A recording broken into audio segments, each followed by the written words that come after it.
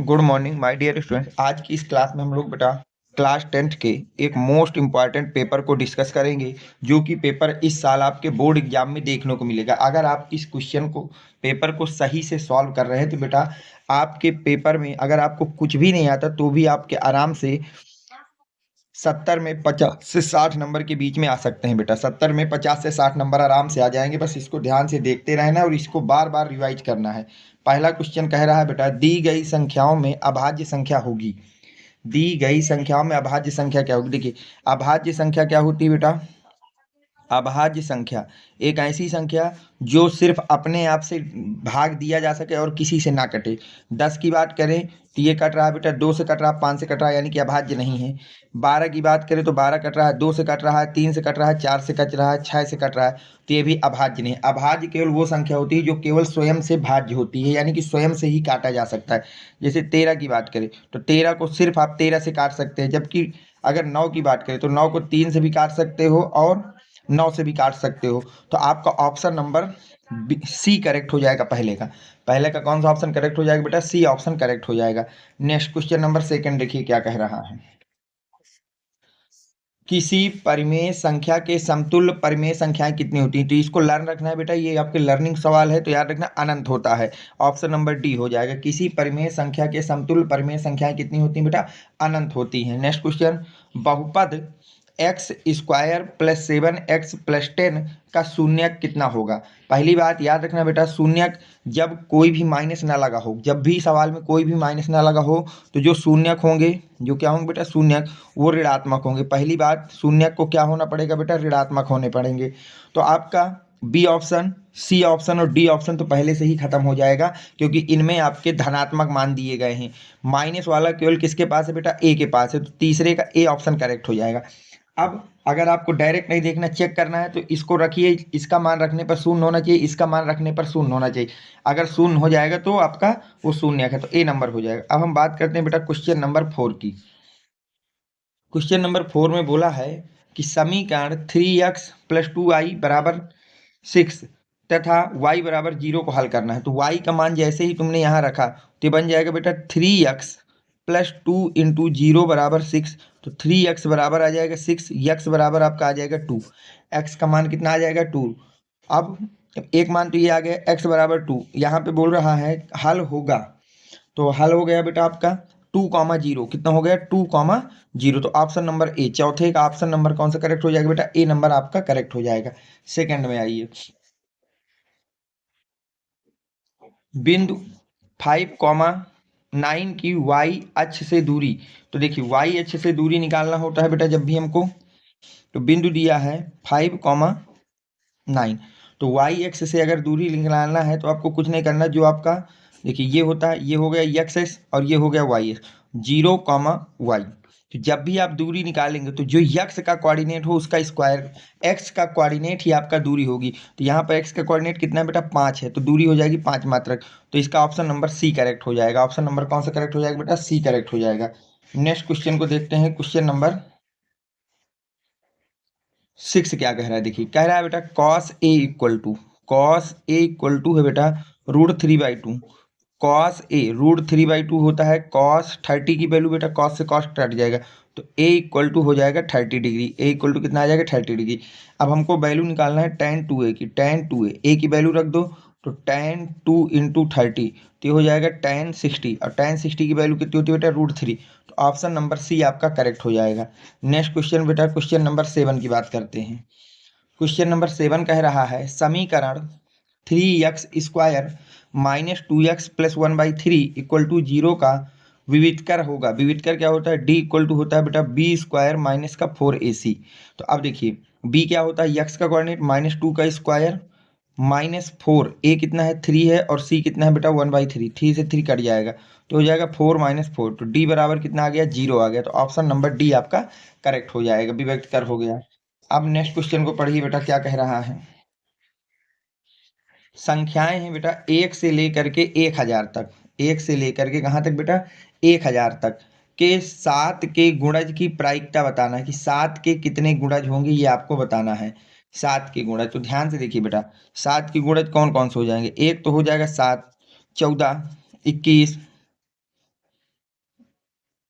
इसको थोड़ा देखना पड़ेगा, यहाँ 1000 है कि 100 है। 1 मिनट रुक लेना, मैं चेक कर लूँ। देखिए इसको थोड़ा सुधार लीजिए, 1000 नहीं बेटा, ये 100 है। तो देखिए 7 14 21, ठीक है, 24 28 35 42 49 56 63 69, नहीं 70, 70 के बाद 77 84, 84 के बाद हो जाएगा बेटा 91, 91 के बाद हो जाएगा आपके पास बेटा 98। ये आपकी संख्याएं होंगी जो कि डिवाइड होंगी किससे बेटा, 7 से। 7 से तो टोटल कितनी संख्याएं डिवाइड हो रही हैं बेटा, 3 3 6 3 9 3 चौको 12 13 14 15, कितनी हो रही हैं, 15 हो रही हैं। एक बार चेक कर लें, कोई संख्या दोबारा रही। 3 3 6 3 9 10 12 13 14 15। 7 के गुणज की प्रायिकता पूछी जा रही, 7 के गुणज की प्रायिकता। यहाँ पर कोई ऐसी संख्या है क्या जो एक्स्ट्रा कट रही हो, क्योंकि 14 संख्याएं होती हैं बेटा, 21 27 28 57 35 57 22 49 56 63 70 77। तो 3 3 6 3 9 10 15। तो ठीक है, अब गुणज की प्रायिकता क्या हो जाएगी बेटा, प्रायिकता का सूत्र होता है फेवर वाले नंबर और टोटल नंबर। तो टोटल तो हमारे पास नंबर कितने हैं बेटा, 100, और फेवर कितने हैं, 15, तो 15/100। तो ऑप्शन नंबर आपका सी करेक्ट हो जाएगा। ऑप्शन नंबर कौन सा करेक्ट हो जाएगा बेटा, सी करेक्ट हो जाएगा। नेक्स्ट क्वेश्चन देखिए, क्वेश्चन नंबर 10 क्या कह रहा है, पढ़िए ध्यान से। क्वेश्चन नंबर कह रहा है बेटा, दो बिंदुओं के बीच की दूरी, दो बिंदुओं के बीच की दूरी गई है 2,3 और 4,1 के बीच की दूरी क्या होगी। तो देखिए 2,3 और दिया है बेटा 4,1, तो इसको मान लीजिए x1, इसको मान लीजिए y1, इसको मान लीजिए x2 और इसको मान लीजिए y2। अब हमको दूरी का सूत्र क्या होता है बेटा, दूरी का सूत्र होता है x1 माइनस x2 का whole square minus y1 minus y2 का होल स्क्वायर। अब वैल्यू रख दीजिए बेटा, x1 कितना है 2 है, माइनस x2 कितना है 4 है, का स्क्वायर माइनस प्लस लगेगा बीच में y1 कितना है बेटा 3, माइनस y2 कितना है 1 का स्क्वायर। तो हो जाएगा रूट के अंदर 4 में 2 को करोगे -2 का स्क्वायर प्लस 2 का स्क्वायर।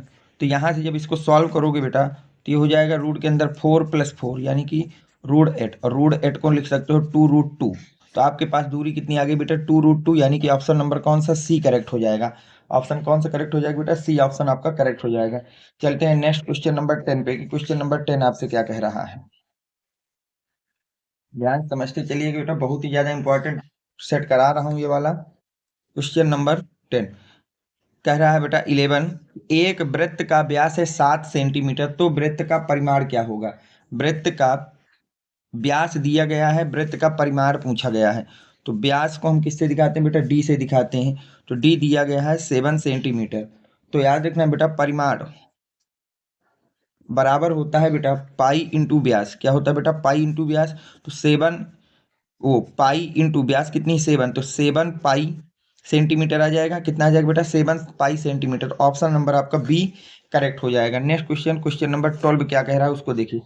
एक वृत्त को दो बिंदुओं पर परिच्छेद करने वाली रेखा होती है। तो एक वृत्त हो गया, इसके दो बिंदुओं पर परिच्छेद करने वाली जो रेखा होती है उसको हम क्या कहते हैं, ये पूछा जा रहा है।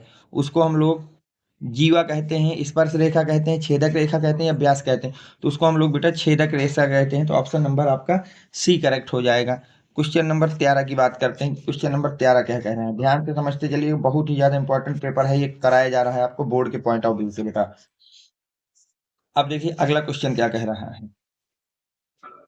अगला क्वेश्चन कह रहा है बेटा, एक वृत्त पर एक बिंदु से कितनी स्पर्श रेखाएं खींची जा सकती हैं। तो ये एक वृत्त है, एक बिंदु से कितनी स्पर्श रेखाएं खींची जा सकती बेटा, 2, ज्यादा से ज्यादा कितनी, 2। तो ऑप्शन नंबर बी आपका करेक्ट हो जाएगा। क्वेश्चन नंबर 14, 9 सेक स्क्वायर ए माइनस 9 tan स्क्वायर ए बराबर है किसके। देखिए 9 कॉमन ले लीजिए सबसे पहले, तो अंदर बनेगा सेक स्क्वायर ए माइनस का tan स्क्वायर ए, ये चीज बन जाएगी बेटा। अब हमको ये पता है 9 सेक स्क्वायर ए। अब हम ये जानते हैं कि जो आपका सेक स्क्वायर ए होता है बेटा, ये किसके इक्वल होता है, 1 + tan स्क्वायर ए के इक्वल होता है। और माइनस का tan स्क्वायर ए, सेक स्क्वायर ए की वैल्यू रख दी 1 + tan, तो tan से tan कट जाएगा तो आएगा 1। तो 9 आ जाएगा आंसर। ऑप्शन नंबर बी आपका करेक्ट हो जाएगा। कौन सा ऑप्शन करेक्ट हो जाएगा बेटा, बी ऑप्शन आपका करेक्ट हो जाएगा। नेक्स्ट क्वेश्चन देखते हैं क्या कह रहा है बेटा। क्वेश्चन नंबर 15 की बात कर लेते हैं।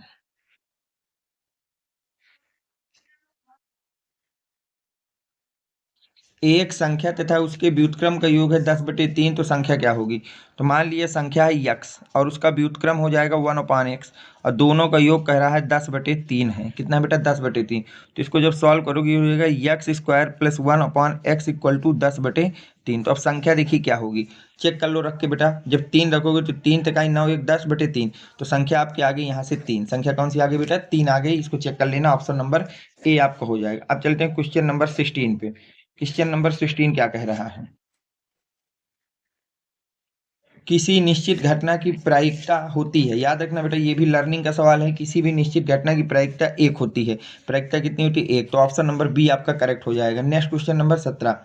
दो घनों के आयतनों का अनुपात है 8:125, उनके वक्र पृष्ठों का अनुपात। तो मान लिया एक घन का आयतन है V1 और दूसरे घन का आयतन है V2, तो वो आपको दिया है 8:125। घन का आयतन क्या होता है बेटा? ए क्यूब। तो इसका मान लेते हैं बी क्यूब। इसके मान लेते हैं पहले घन की जो भुजा है वो ए है और दूसरे की है बी। तो 8/125, तो इसको ए बाई बी का होल क्यूब इक्वल टू लिखा जा सकता है 2/5 का होल क्यूब। क्यूब से क्यूब कट जाएगा, तो ए बटे बी का अनुपात आ गया बेटा 2:5। कितना आ गया? 2:5। अब देखिए आपसे क्या पूछा? वक्र पृष्ठों का अनुपात। तो ध्यान से देखिए बेटा, वक्र पृष्ठों का अगर हम अनुपात निकालें तो क्या होगा? तो पहले घन का वक्र पृष्ठ बेटा आपका भुजा कितनी है? ए मानी है और दूसरे की भुजा हमने कितनी मानी? बी। तो पहले का हो जाएगा बेटा 4a² डिवाइड बाई 4b²। तो 4 से 4 कट जाएगा तो आ जाएगा a बाई बी का स्क्वायर। तो a बाई बी कितना है बेटा? 2/5। तो 2/5 का स्क्वायर। तो आपके वक्र पृष्ठों का अनुपात आ जाएगा 4/25। कितना आ जाएगा बेटा? 4/25। तो ऑप्शन नंबर आपका बी करेक्ट हो जाएगा। नेक्स्ट क्वेश्चन नंबर आप लोग 18 देखिए क्या कह रहा है। साइन 45 डिग्री का भाग है, याद रखना साइन 45 का मान पूछा तो वो होता है 1/√2। 1/√2, तो ऑप्शन नंबर आपका बी करेक्ट हो जाएगा। नेक्स्ट क्वेश्चन बेटा, क्वेश्चन नंबर 19 देखिए क्या कह रहा है। क्वेश्चन नंबर अगर मैं 19 की बात करूं तो कह रहा है 156 के अभाज्य गुणनफल। तो देखिए 156 2 से काट देंगे तो 78, 2 से काट देंगे 39, 3 से काट देंगे 13। तो गुणनफल क्या आ गया बेटा? 2 की पावर 2, 3 की पावर 1 और 13 की पावर। तो ऑप्शन नंबर बी आपका 19 का करेक्ट हो जाएगा। 19 का कौन सा बेटा? ऑप्शन नंबर बी आपका करेक्ट हो जाएगा। नेक्स्ट चलते हैं क्वेश्चन नंबर 20 की। 20 क्वेश्चन नंबर 20 में क्या कह रहा है?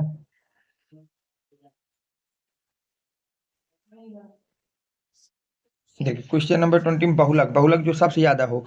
तो 6 2 बार आए 3 बार, तो बहुलक 6 हो जाएगा। ए ऑप्शन करेक्ट हो जाएगा। 20 का कौन सा? ए। अब हम चलते हैं नेक्स्ट क्वेश्चन पे बेटा। अगला क्वेश्चन आपसे कह रहा है, ध्यान से पढ़िए, सभी खंड कीजिए। बोला जा रहा है बेटा अभाज्य गुणनफल विधि से 26 और 91 का मासापा बताइए। अभाज्य गुणनफल विधि से 26 और 91 का मासापा बताना है। तो ध्यान से देखिए कैसे निकलेगा ये। अब देखिए बेटा अभाज्य गुणनफल, तो सबसे पहले इनके गुणनफल कर लेते हैं बेटा। 26 का जब करोगे तो 2 से काटोगे 13, 2 से काटेंगे तो आ जाएगा 13, 2 से काटेंगे तो कितना आ जाएगा बेटा? 13 आ जाएगा। इसके बाद अब 13 से सीधे कटेगा तो 1, और दूसरा क्या है बेटा? 91। तो 91 का जब एलसीएम गुणनफल करोगे तो 91 किससे कटेगा बेटा? 13 से सीधे कटेगा। तो 13 से जब काटोगे इसको तो आ जाएगा ये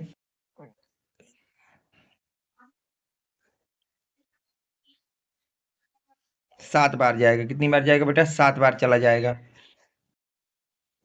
अब ये 7 बार जाएगा बेटा, तो अब यहाँ से 7 तो करो एक बार। तो अगर मैं 26 के गुणनफल बात करूँ तो 2 गुणे 13 आ रहा है, जबकि मैं अगर 91 की गुणनफल की बात करूँ तो आ रहा है 13 गुणे 7।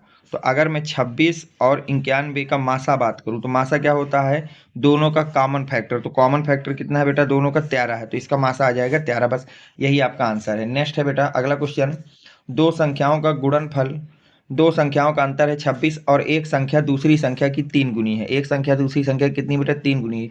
तो संख्याएं ज्ञात करना है। तो ध्यान से देखिए बेटा, मान लिया कि पहली संख्या है x और दूसरी संख्या है y। तो लिख दे रहे हैं माना पहली संख्या x है और दूसरी संख्या y है। अब प्रश्नानुसार बोला गया है x माइनस वाई अंतर है 26, ठीक है। और बोला है कि पहली संख्या जो है वो दूसरी संख्या की 3 गुनी है। पहली संख्या जो है वो दूसरी कितनी है? 3 गुनी है, यानी कि यक्स जो है वो 3y के बराबर है। दो समीकरण आ गए बेटा। अब यहाँ से लिख देंगे यक्स, इसको मान लीजिए समीकरण नंबर 1, इसको मान लीजिए समीकरण नंबर 2। अब लिखेंगे समीकरण 1 में यक्स का मान रखने पर, समीकरण 1 में यक्स का मान 3y माइनस वाई बराबर 26। तो अब यहाँ से कितना आ जाएगा बेटा? 2y बराबर 26। तो y का मान आ गया 13। y का मान कितना आ गया? 13। अब y का मान समीकरण 2 में रखने पर लिख देंगे बेटा, y का मान समीकरण 2 में रखने पर, तो जैसे ही रख दोगे तो यक्स इक्वल टू हमारे पास 3 इंटू 13, तो यक्स की वैल्यू आ जाएगी कितनी? 49। कितनी आ जाएगी बेटा? 49। तो यहाँ से आ गया, अतः संख्याएं क्रमशः 13 और 39 होंगी। 13 और 39 होंगी। ठीक, अब हम चलते हैं बेटा नेक्स्ट क्वेश्चन पे कि अगला क्वेश्चन आपका क्या कह रहा है उसको पढ़िए। यक्स प्लस वाई बराबर 14, एक्स माइनस वाई बराबर 4 को हल करना है। तो देखिए ये तो बहुत ही ईजी सवाल है, इसमें कुछ भी नहीं करना। आपको एक संख्या दी गई बेटा कि यक्स प्लस वाई बराबर है 14 और एक है यक्स माइनस वाई बराबर 4। तो इसको समीकरण 1 मान लीजिए, इसको समीकरण नंबर 2 डाल दीजिए। अब क्या करिए, समीकरण 1 को घटा दीजिए बेटा समीकरण 2 से। किससे बेटा? समीकरण 2। जैसे ही घटाओगे तो y से y कट जाएगा, तो 2x इक्वल टू हो जाएगा 10। तो x की वैल्यू आ गई 5। x की वैल्यू कितनी आ गई? 5। अब यहाँ लिख देंगे बेटा समीकरण 1 या 2 में किसी में भी, समीकरण 1 में यक्स का मान रखने पर और जैसे ही यक्स का मान रखोगे तो 5 प्लस वाई बराबर 14। तो y बराबर 14 माइनस 5, तो y बराबर आपके पास कितना निकल के आ जाएगा? y। और यही आपका मान हो गया, यक्स और y के मान निकल आए। चलते हैं बेटा नेक्स्ट सवाल क्या कह रहा है उसको ध्यान से देखते हैं कि इसको किस तरह से सॉल्व किया जाएगा। अगला सवाल कह रहा है x square minus 3x minus 10 के गुणनफल कीजिए। इनके क्या करना है बेटा? गुणनफल करना है। तो यक्स स्क्वायर माइनस का 3x माइनस 10 का गुणनफल करना है। तो ठीक है, इसमें कुछ मत करिए, इसको बराबर 0 कर दीजिए सबसे पहले। अब इसको क्या करिए, इसको लिख दीजिए x square minus 5x plus का 2x माइनस 10 इक्वल टू 0। अब यहाँ से यक्स कॉमन ले लीजिए, तो यक्स माइनस 5 और यहाँ से 2 कॉमन ले लेंगे, x माइनस 5 इक्वल टू 0। तो यक्स प्लस 2 और x माइनस 5 इक्वल टू 0 हो जाएगा बेटा। तो यहाँ से x के गुणनफल हो गए x माइनस 2 और x माइनस 5, और यही आपका फाइनल आंसर हो जाएगा। अब हम चलते हैं नेक्स्ट क्वेश्चन पे कि अगला क्वेश्चन क्या कह रहा है। अगला क्वेश्चन कह रहा है sign square theta plus 1 plus tan square theta का मान बताना। तो देखिए ध्यान से, sign square theta plus 1/1 tan square theta को लिख लीजिए बेटा sign square theta divide by cos square theta. अब इसको क्या यहाँ से ये लिखा जा सकता है बेटा कि sine square theta equal plus 1/कॉस square theta plus sine square theta divide by कितना हो जाएगा बेटा? Cos square theta. Cos square theta को 1 ऊपर भेज दीजिए, तो यहाँ से आ जाएगा बेटा sign square theta plus cos square theta. अब ये इसका मान कितना होता है? 1। और ये sign square theta plus cos square theta बन गया, इसका भी मान कितना होता है? 1। तो फाइनल आंसर आपका आ जाएगा 1। ठीक है, चलते हैं नेक्स्ट क्वेश्चन पे कि नेक्स्ट क्वेश्चन क्या कह रहा है, ध्यान समझिए।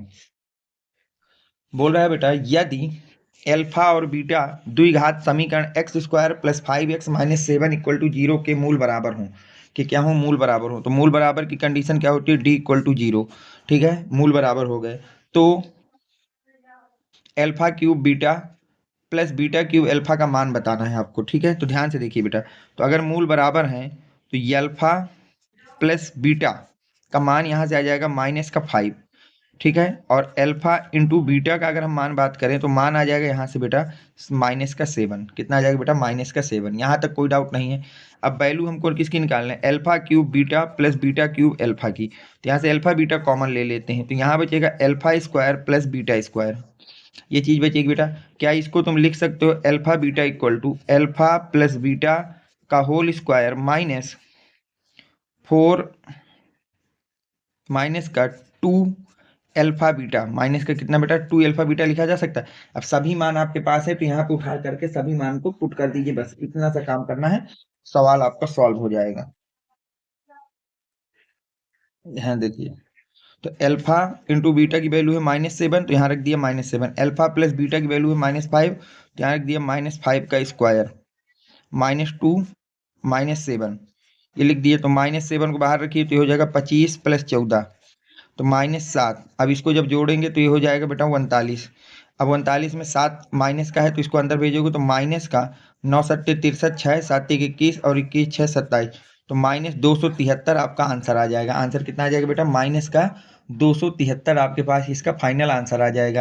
अब हम चलते हैं बेटा नेक्स्ट क्वेश्चन पे कि उसमें क्या करना है और उसको किस तरह सॉल्व करेंगे। अगला कह रहा है बेटा, यदि tan a प्लस बी बराबर है √3 तथा tan a माइनस बी बराबर 1/√3 तब कोण a तथा कोण b का मान बताना है। कोण a तथा कोण b का क्या बताना है बेटा? मान बताना है। देखिए ये भी सवाल बहुत ही इजी सवाल है, कोई दिक्कत नहीं थी। 28 नंबर में tan a प्लस बी का मान है √3। क्या इसको तुम लिख सकते हो बेटा? tan a plus b equal to tan 60 degree का मान दिया है, ये tan से tan कट जाएगा तो a प्लस बी की वैल्यू आ गई बेटा 60 डिग्री। इसको समीकरण नंबर 1 मान लीजिए। सही यहाँ तक। फिर आपको दिया है tan a minus b equal to 1/√3 तो ये हो जाएगा बेटा tan a minus b equal to tan 30 degree. tan से tan कट जाएगा तो यहाँ से आ जाएगा a minus b equal to 30 degree. इसको समीकरण नंबर 2 मान लीजिए। अब यहाँ से क्या करिए बेटा? समीकरण 1 तथा समीकरण 2 को जोड़ने पर, समीकरण 1 तथा समीकरण 2 को जोड़ने पर, और जैसे ही समीकरण 1 और 2 को जोड़ोगे तो b से b कट जाएगा बेटा, तो यहाँ से आ जाएगा 2a इक्वल टू 90 डिग्री। तो a इक्वल टू आपके पास आ गया 45 डिग्री। तो कोण a निकल आया और क्या निकालना है बेटा? कोण b निकालना है। तो यहाँ से a का मान चाहे समीकरण 1 में रख दो चाहे समीकरण 2 में रख दो। तो मैं लिख दे रहा हूँ a का मान, कोण a का मान समीकरण 1 में रखने पर, जैसे ही कोण ए का मान समीकरण 1 में रखोगे तो कोण ए कितना है? 45। तो ये हो जाएगा बेटा 45 + b इक्वल टू 60। तो b इक्वल टू हो जाएगा 60 माइनस 45। तो b का मान आ जाएगा, कोण b आ जाएगा 15 डिग्री। तो कोण ए आ गया 45 डिग्री, कोण b आ गया 15 डिग्री। बस यही आपका आंसर है। चलते हैं नेक्स्ट क्वेश्चन पे। अगला क्वेश्चन क्या कह रहा है बेटा? 6 + √2 एक परिमेय संख्या, इसको सिद्ध करिए। इसको आप स्वयं से कर लेना, मैं कई बार ये सिद्ध वाले सवाल करा चुका हूँ। अगर आपको नहीं मिलेगा तो आपको मेरे एक कमेंट सेक्शन में लिख देना, तो मैं आपको इसका सॉल्यूशन प्रोवाइड करा दूंगा। अगर कमेंट सेक्शन में नहीं लिखना तो मेरा व्हाट्सएप नंबर लिख लीजिए, ये है 639049 9232। इस नंबर पे आप मुझको मैसेज कर देना तो मैं इसका सॉल्यूशन आपको प्रोवाइड करा दूंगा। अगला क्वेश्चन देखिए क्या कह रहा है। एक मीनार की ऊंचाई है 20 मीटर, जमीन पर बनने वाली उसकी छाया की लंबाई है 20 √3 मीटर। सूर्य का उन्नयन कोण ज्ञात करिए। ध्यान से देखिए बेटा, एक मीनार है, ये हो गई मीनार, ठीक है। अब इसकी परछाई बन रही, ये हो गई इसकी परछाई। तो इसकी ऊंचाई है 20 मीटर, परछाई है 20 √3। यहाँ से कोई सूर्य है बेटा, यहाँ से कोई क्या है? सूर्य। तो अब वो जो है यहाँ पर इसकी परछाई यूं बन रही होगी। अब सूर्य ये है, अब सूर्य जो है ये एंगल पूछ रहा है कि ये कितना एंगल होगा? उन्नयन कोण पूछ रहा है। सूर्य का अपना क्या पूछ रहा है बेटा? उन्नयन कोण पूछ रहा है। कौन सा कोण पूछ रहा है बेटा? उन्नयन, ठीक है। तो अब देखिए उन्नयन कोण अगर हम निकालें तो जो कोण हमारा यहाँ से बनेगा वही कोण हमारा कहाँ पर होगा बेटा? यहाँ पर होगा। इस बात को आप समझिए, जो कोण यहाँ होगा वही कोण हमारा यहाँ पर होगा। तो हम निकाल लेते हैं थीटा की वैल्यू निकालना है। तो कुछ नहीं है, इसको ए मान लो, इसको बी मान लो, इसको सी मान लो। तो लगा दीजिए बेटा, ट्रायंगल ए बी सी में tan थीटा इक्वल टू क्या होता है बेटा? लंब बटे आधार। तो लंब कितना है बेटा? 20 और आधार कितना है? 20 √3। तो 20 से 20 कट जाएगा तो tan थीटा इक्वल टू आ जाएगा 1/√3। तो tan थीटा और √3 किसकी वैल्यू होती है बेटा? tan 30 की। तो थीटा tan से tan कट जाएगा तो थीटा इक्वल टू कितना आ गया? 30 डिग्री। तो यहाँ से पता गया है जो सूर्य का उन्नयन कोण होगा वो कितना होगा बेटा? 30 डिग्री होगा।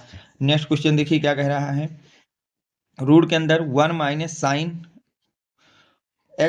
ए divide by 1 plus sine a prove करना है कि ये sec a plus sec a minus tan a के बराबर है। देखिए इसको भी बहुत अच्छा सवाल है, इसको कैसे सॉल्व करेंगे ध्यान समझिए इसको।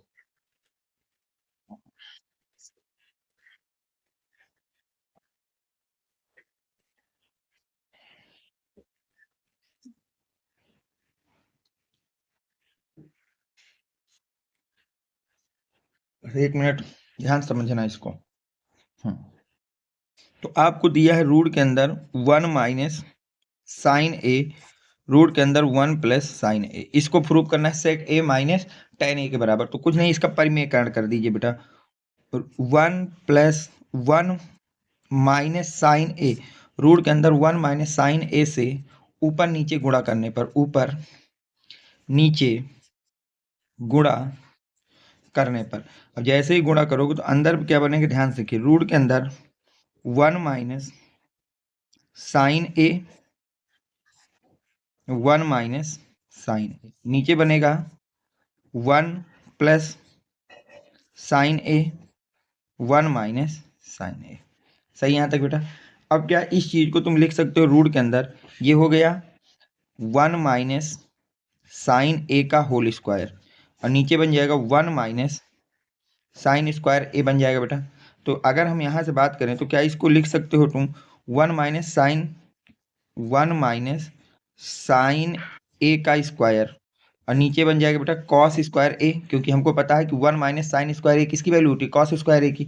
अब इस स्क्वायर से ये रूट खत्म हो जाएगा तो यहाँ बचेगा 1 minus sine a divide by कितना बेटा, कॉस ए। अब इसको अलग अलग कर लीजिए, तो 1 अपॉन कॉस ए माइनस का sign A upon cos A, तो 1 अपॉन कॉस ए कितना हो जाएगा बेटा, सेक ए माइनस का कितना, टेन ए। तो ये आपका फाइनल आंसर हो जाएगा सेक ए माइनस टेन ए, और यही हमको प्रूव करना था कि जो ये है किसके बराबर, सेक ए माइनस टेन ए के बराबर, तो ये प्रूव हो गया। अब चलते हैं नेक्स्ट क्वेश्चन। अगला क्वेश्चन कह रहा है, भूमि के एक बिंदु से 20 मीटर ऊंचे भवन के शिखर पर लगी टावर के एक मीनार के तल और शिखर क्रमशः 45 तथा 60 डिग्री हैं। उन्नयन कोण दिया गया, मीनार की ऊंचाई ज्ञात करना है, तो ये आप स्वयं से कर लेना, ये वाले सवाल मैंने बहुत सारे आपको कराए हैं। अगला क्वेश्चन है, सिद्ध करना है कि sign A plus cos A का whole square plus cos A plus sec ए का होल स्क्वायर बराबर होगा 7 प्लस टेन स्क्वायर ए प्लस कॉट स्क्वायर ए। हाँ देखिए, इसको मैं करा दे रहा हूँ, तो कैसे करेंगे ध्यान से समझिएगा बेटा।